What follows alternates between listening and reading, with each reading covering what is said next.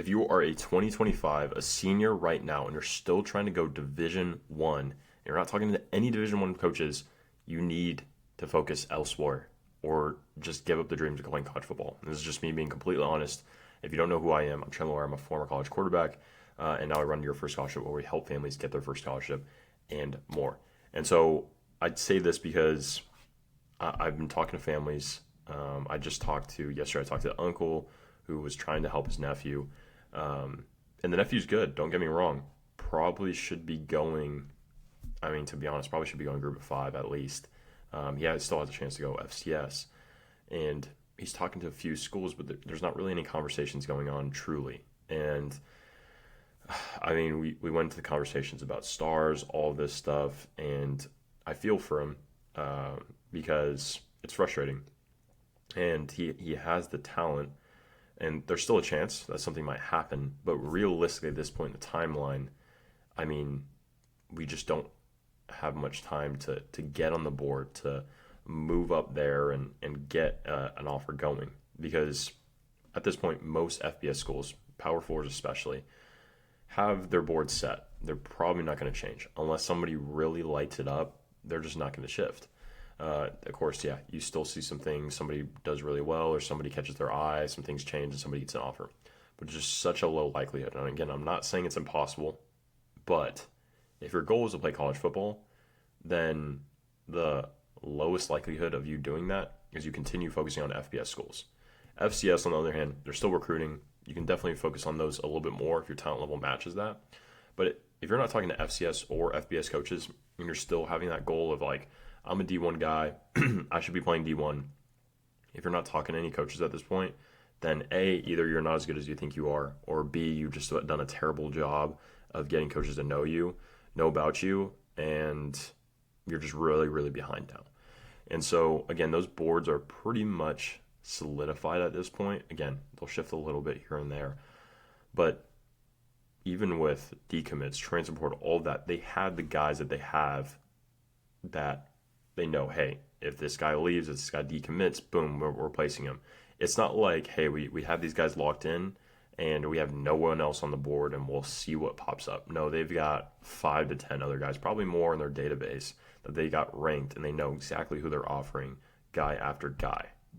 And if they don't know exactly who they're offering, they at least have a general idea, and they'll just talk about that as it happens.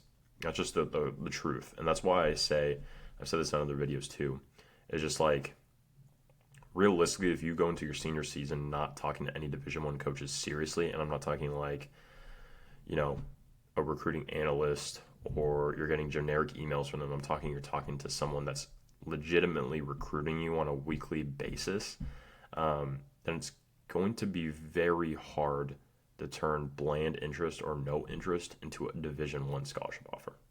And so with that being the case, you have to ask yourself the question, okay, do I want to play at a lower level? Do I want to continue focusing on D1 schools? You will continue focusing on D1 schools, just being, again, upfront and honest.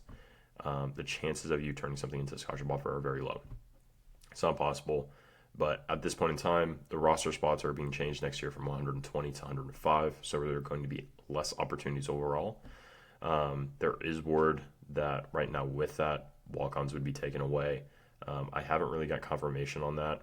My thoughts and my guess is that they probably wouldn't take those away. They'll probably replace them with some kind of practice squad thing, but who knows? NCAA is crazy. So with it right now, and with what coaches know right now, they're planning on only having 105 spots come next season. So that means there will be less opportunities out there, meaning that if you're banking on a walk-on spot, if you're banking on sliding into a scholarship spot, the chances are even lower than they were last year. And already last year, I was seeing guys go to lower programs than they probably should have. And so that is just the realistic nature of it. And again, if you feel confident that you're at this level and you can find a way in there, by all means, do that. I don't want to discourage you of anything. I just hopefully have given you an unbiased take on what I'm seeing and observations that I'm seeing from working with plenty of families and also talking to plenty of guys around the scene. So with that, from there, if you're more of an FCS guy and you don't have any interest right now, definitely just try to spark things up. There's still some time there, and there's opportunities to move in. And then D2 and below, realistically, those are the schools that you should be targeting at this point, and then work your way up to FCS if so. Um, Ideally, if you have no interest right now, I'd probably target a little bit of all divisions as far as NA, D3, D2, FCS, maybe even JUCO, if that's something that you're open to, and just see what kind of responses you get, what kind of interest you get back.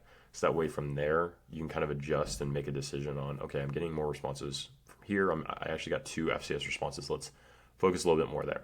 Or, hey, I got, I only got 1 D2 response, didn't get any FCS responses. Let's focus on D2 then. Let's just really build some interest there.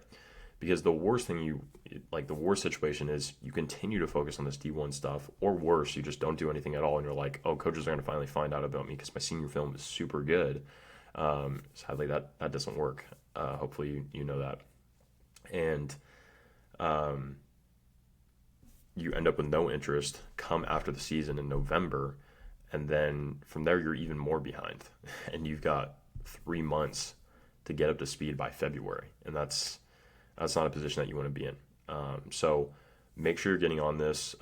Adjust your sights a little bit according to your situation, and hopefully get some stuff rolling, get some offers, stack some interest, and then go from there. If you got something from this, be sure to subscribe, like this, and I'll see you in the next one. Peace.